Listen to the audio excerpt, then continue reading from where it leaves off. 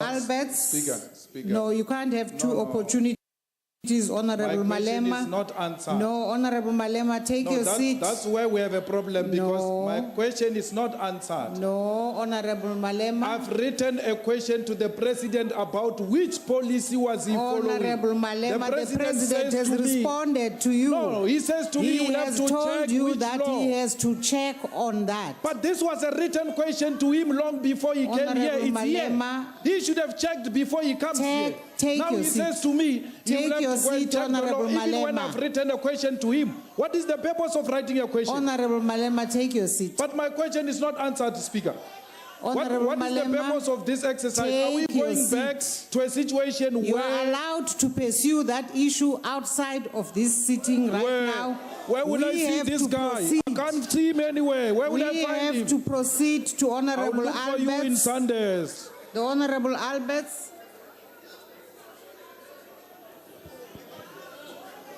Thank you, Speaker. On a point of order, Speaker. On a point of order. What's the point of order, Honorable Like- Shivambu? The Constitution and the rules of the National Assembly places an obligation on us as Parliament to hold the executive, and more specifically the President, accountable. We do that through oral questions and through written questions. We have written a question exactly 2 weeks ago. How does it come about that a president comes here without an answer about giving us legal reference, because all money of the state has to be spent according to law? Why are we not given the answer as to what is the legal basis of taking money of the state?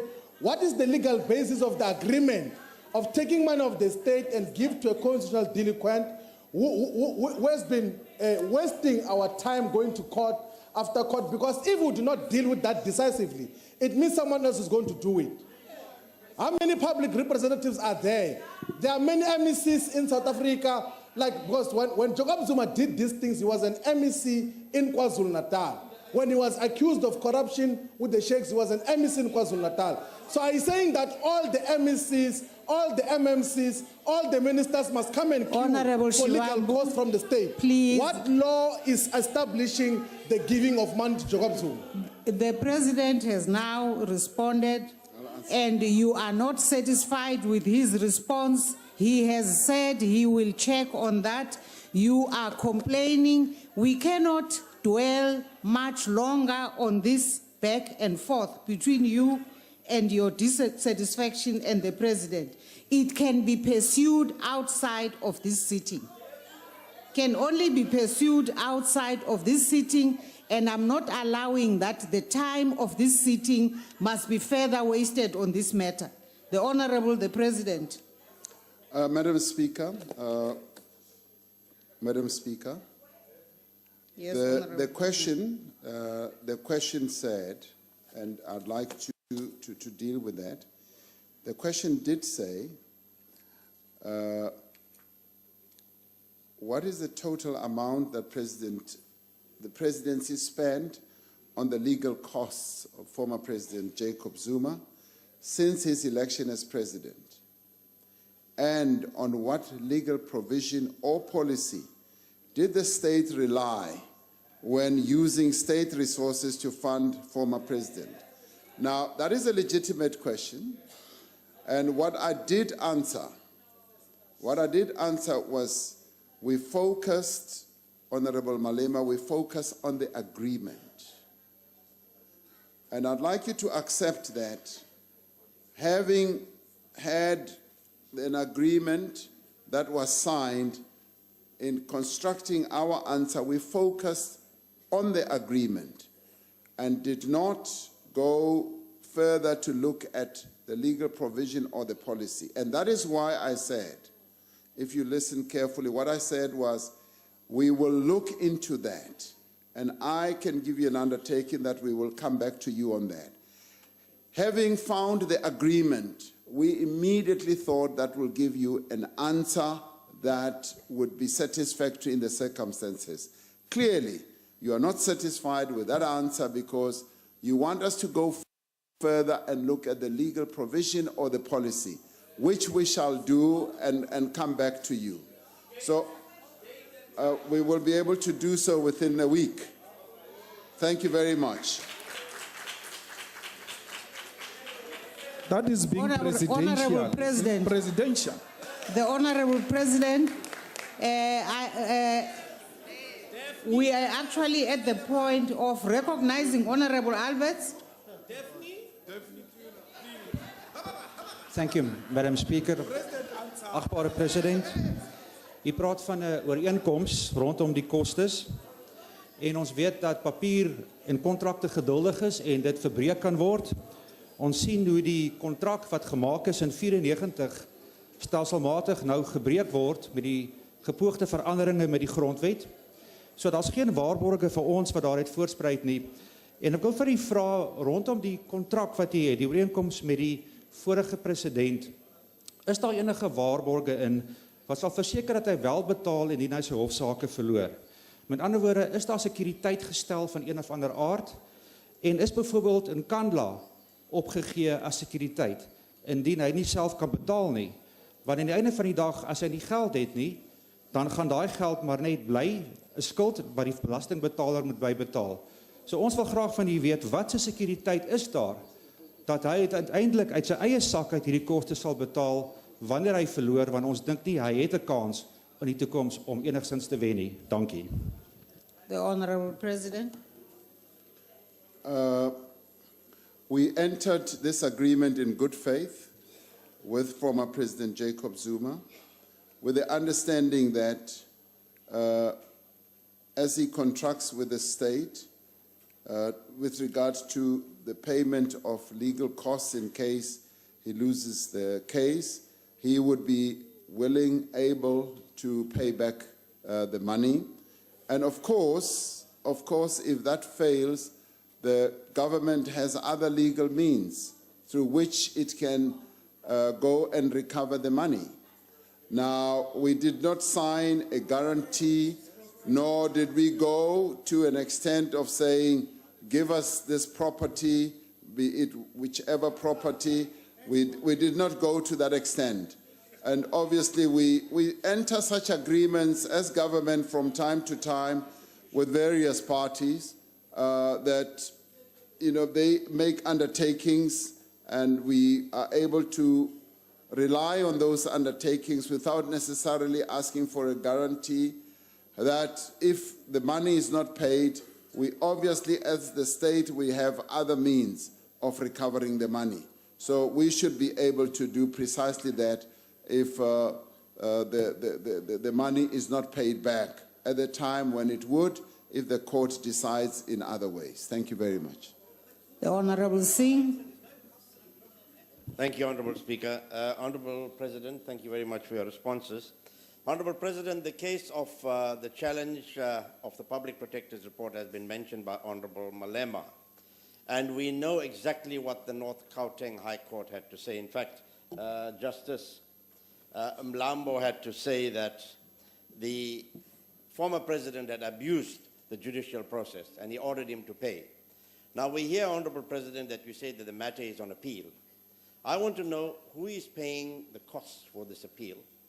In the case, Sean Abraham's case, the presidency, and through you, saw fit to withdraw the appeal on the Sean Abraham's case.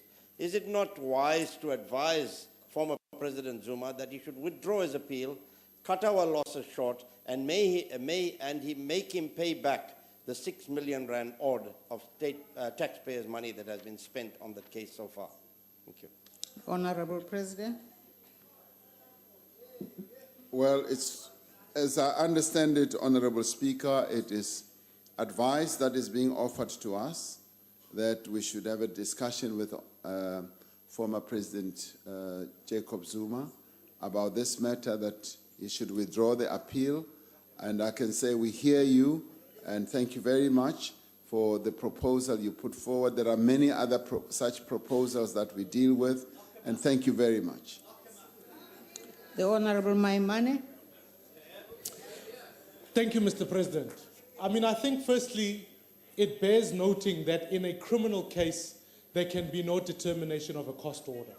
And therefore, I struggle to understand on the basis of what law, what policy is the former president obligated to pay back? I think it's important for me to also highlight the fact that we are now discussing a pensioner, somebody who is old, who one day, if he carries on with this case and you are saying you are bound by an agreement, could drag this case on for years and the taxpayer has to pay. The poor South Africans that you are saying, here's 1% VAT, let's add more to your life, they must keep financing Mr. Zuma's legal fees. So I'm here to ask you, can you not commit today to say, let us stop it now, and will you join our court action to say, let's get back the money? Otherwise, this policy is illegal and invalid. Let's stop it now, and I'm asking for your commitment to say, stop funding a delinquent litigator's legal fees from henceforth. Stop it now. The Honorable the President. Thank you, Honorable Speaker. I have already said that an agreement was entered into between President Zuma and ourselves, and that agreement is a signed agreement. I have a copy of it here. And we are obviously, as honorable people, bound by agreements that we enter into. And this agreement still stands, and our Department of Justice and Correctional Services is keeping an eye on this agreement and the various cases as they proceed. So we will keep our eye on this on the processes of the case, and that's all I can say. And the agreement is here for all to see if you want to. Thank you very much. We now come to question number 4, asked by the Honorable Luzipo. Honorable the President. Honorable Speaker, as I indicated in the State of the Nation address, there is massive potential for South Africa's mining industry to grow. In fact, I look at the mining industry as a sunrise industry. It is an industry that can continue to create jobs, to stimulate industrial activity, and also to promote social development in our country. Though mining's contribution to the national GDP has fallen from 21% in 1970 to 7% in 2016, it still represents almost 60% of our country's exports.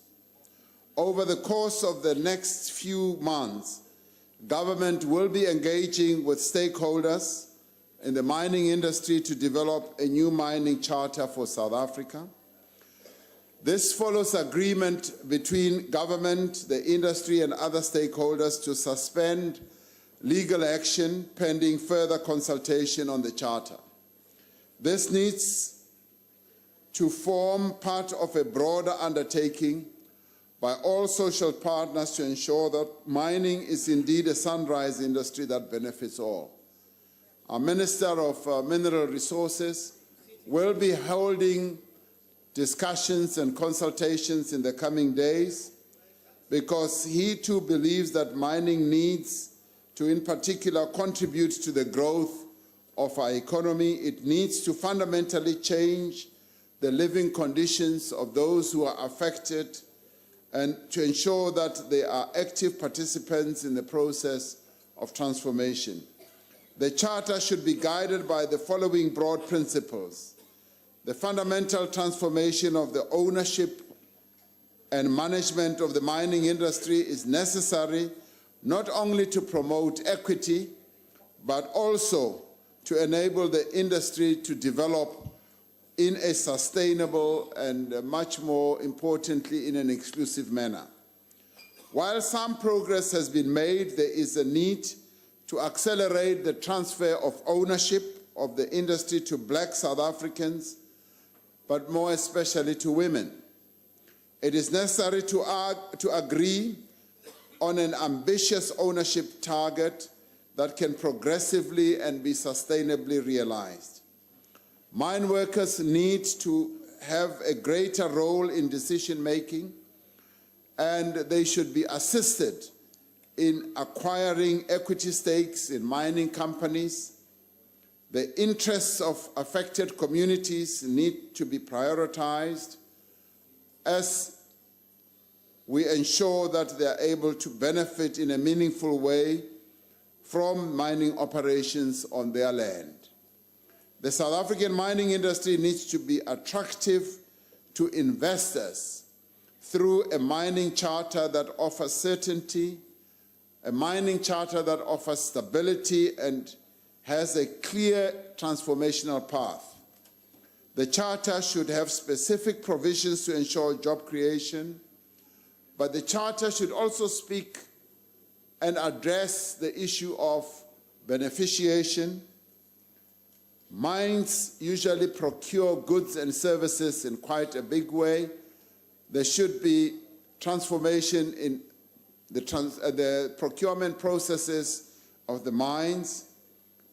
Local procurement must be part of what the mining industry does on its transformational path. Employment equity is another important challenge that the mining industry needs to address.